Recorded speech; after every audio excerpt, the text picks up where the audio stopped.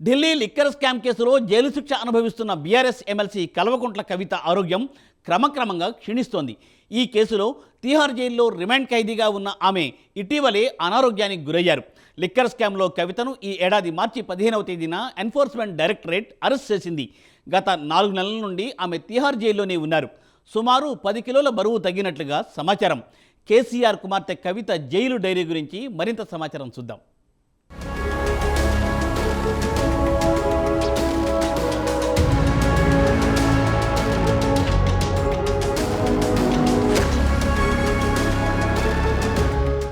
Delhi liquor స్కామ్లో ఇరుక్కుని BRS MLC Kalvakuntla Kavitha విలవిల్లాడుతున్నారు. గత 4 నెలల నుంచి బెయిల్ దొరక్క తీవ్ర నిరాశలో మునిగిపోయారు.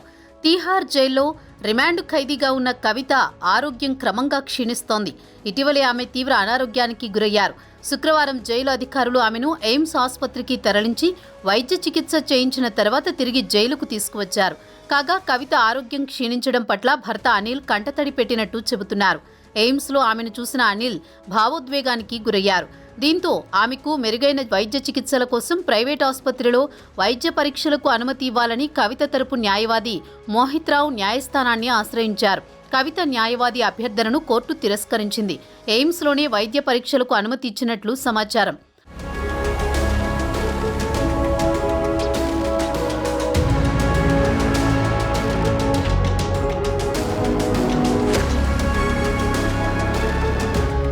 గత 4 నెలలుగా జైల్లో ఉన్న బీఆర్ఎస్ సుప్రీమో కె చంద్రశేఖరరావు కుమార్తె కె కవిత 10 కిలోల బరువు తగ్గినట్టు సమాచారం. తరచూ అనారోగ్యానికి గురవుతుండటంతో ఆమె నీరసంగా ఉన్నట్టు చెబుతున్నారు.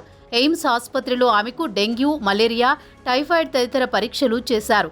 అనారోగ్యం, బరువు తగ్గుతుండడం, ఆరోగ్యం క్షీణిస్తుండడం పట్ల ఆమె తండ్రి, మాజీ సీఎం కేసీఆర్, ఆయన కుటుంబ సభ్యులు ఆందోళన చెందుతున్నారు.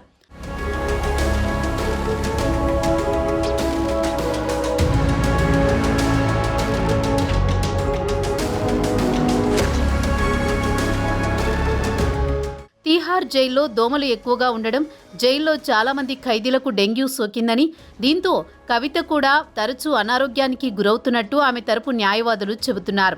కవిత ఆరోగ్యం క్షీణిస్తుండటంతో కేసీఆర్ కుటుంబ సభ్యులు ఆందోళన చెందుతున్నారు. దీంతో ఆమె ఆరోగ్య పరిస్థితిపై ఆరా తీసేందుకు కేటీఆర్, హరీష్ రావు ఈ నెల 22న ఢిల్లీకి వెళ్లనున్నారు. కవిత ఆరోగ్యం పట్ల బీఆర్ఎస్ నేతలు, కార్యకర్తలు కూడా ఆందోళన చెందుతున్నారు.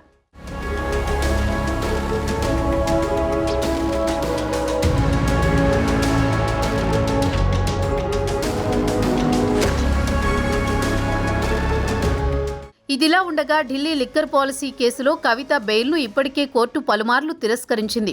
ఆమెపై ఈడీ మనీ లాండరింగ్ కేసు కూడా నమోదు చేసింది. ఇక ఇదే కేసుకు సంబంధించి ఢిల్లీ ముఖ్యమంత్రి అరవింద్ కేజ్రీవాల్ కూడా తీహార్ జైల్లోనే రిమాండ్ ఖైదీగా ఉన్నారు. అయితే లోక్సభ ఎన్నికల సందర్భంగా తన పార్టీ తరపున ప్రచారం చేసుకోవడానికి కేజ్రీవాల్కు బెయిల్ మంజూరు చేసింది. ఆయన 3 వారాల పాటు ఎన్నికల ప్రచారంలో పాల్గొన్నారు. కోర్టు ఇచ్చిన గడువు ముగియడానికి ముందు తన ఆరోగ్యం సరిగా లేదని, మరికొన్ని రోజుల పాటు బెయిల్ పొడిగించాలని కోర్టుకు విన్నవించుకున్నారు. అయితే ఆయన అభ్యర్థనను కోర్టు తోసిపుచ్చింది. వెంటనే ఆయన తీహార్ జైలుకు వెళ్లి లొంగిపోయారు.